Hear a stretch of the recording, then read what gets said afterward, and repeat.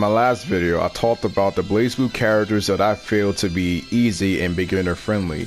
And as promised in the last video, I'm doing my list of technical characters. Characters that I feel are the most difficult to play in terms of input, execution, net play, and real match scenarios. So without further ado, let's begin my list. Number 5, we have the Goddess of Death, Izanami. Izanami is a new and a very strong character in this game, but despite the fact that she's between high and top tier, it is not exactly simple to play her. For starters, she has lower than average health. Her drive gives her the ability to shoot out projectiles, but at the cost of not being able to block, which is extremely scary for Izanami players. She also has a glide, which admittedly is both a plus and a minus for her.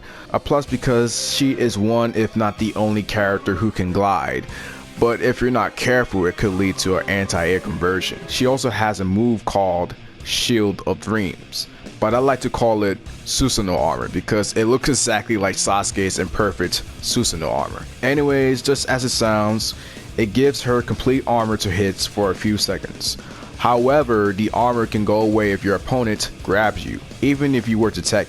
Her execution barrier is pretty high too, given the fact that her glide is required for most of her optimal BNB combos and punishes. So it can be quite the bitch to pull off some combos during some latency in the match. She is not the hardest character in the game, but playing her is not easy at all either. But once you learn to master her, she becomes an extremely good character. The next character at number 4 is 9 the Phantom, or the Witch, or Mercy. I know some of you guys might ask me why did I decide to put 9 over Izanami. Well, it's quite simple. Number 1, her mobility is pretty limited. She has an extremely slow jump and a teleport that's a lot slower than Azure's. Number 2, she has the same amount of health as Izanami's, which of course means that she has lower than average health. Number 3, she has a lot of tools to work with, more so than Izanami. Knowing when to use her tools require a lot of thought in real-time matches and situations. Though it also helps her as a character having a lot of tools, making her very versatile. But even if I don't play 9, it's not hard to see how overwhelming that shit can be. However, she is a very strong character, probably around Izanami's tier placement. She is arguably one of the best zoners in the game with really cool setups, but I highly advise rushdown players to try a different character. Oh hey look, it's another Shoto character. Surely this character will be easy to pick up. No, nigga! I heard you like micro dashes and one frame dash cancels. Naruto Kurogane is number 3 on my list. It's pretty funny how a lot of people thought that this character would be easy to play, and to be fair, they had a reason to believe that. He is a Shoto character, and usually Shoto characters are very beginner friendly. Not this one though. Playing Naruto requires strict ass input execution, and execution so tight and demanding that your hand will have arthritis. I can only imagine the pain of playing Naruto on net play. With no projectile to use to get in, he has to rely on a rushdown pressure game, just like Hibiki. Except that Hibiki, as I said in my previous video, has an extremely low execution barrier, being very easy to play. Naruto is the opposite. I feel like Mori is the character that is a Shoto like Ragnar, but a hell of a lot more hard to play. Though Naruto can get some really rewarding damage off of his optimal combos, but at the cost of simply not fucking up. I play Hazma. Throwing buffer combos is not fun with latency on net play, so I can only imagine the pain of Naruto players. I mean, look at Naruto, man. Look at his hand. Even his hand is fucking bleeding because he is just that difficult to play. Number 2, we have Rachel Alucard. I said Rachel Alucard. The lowly chick? Yeah, her. You mean S? No, I meant Rachel Alucard, the vampire. Oh.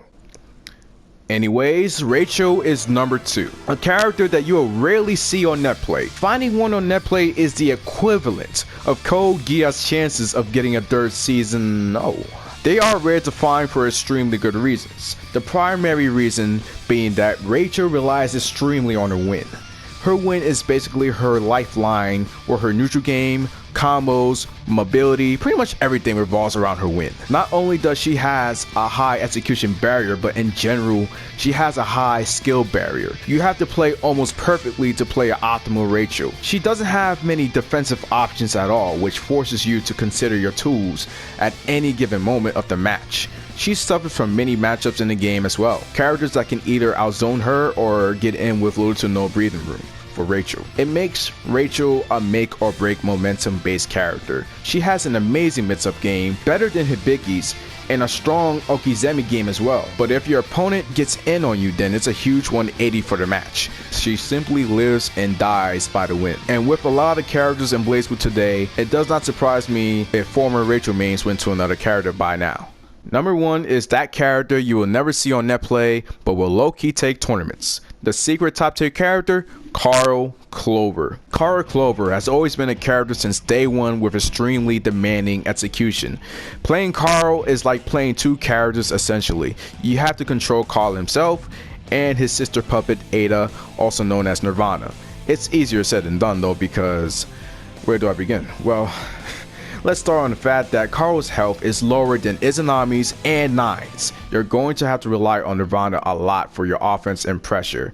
Mobility is limited at best, and of course he has an extremely high execution barrier. Some argue that Carl has the highest execution barrier in the game, but in turn gets extremely safe pressure options, unblockable setups, and is overall a character that you're gonna have a hard time figuring out if you're playing against him. As hard as he is, he gets good results in tournament play.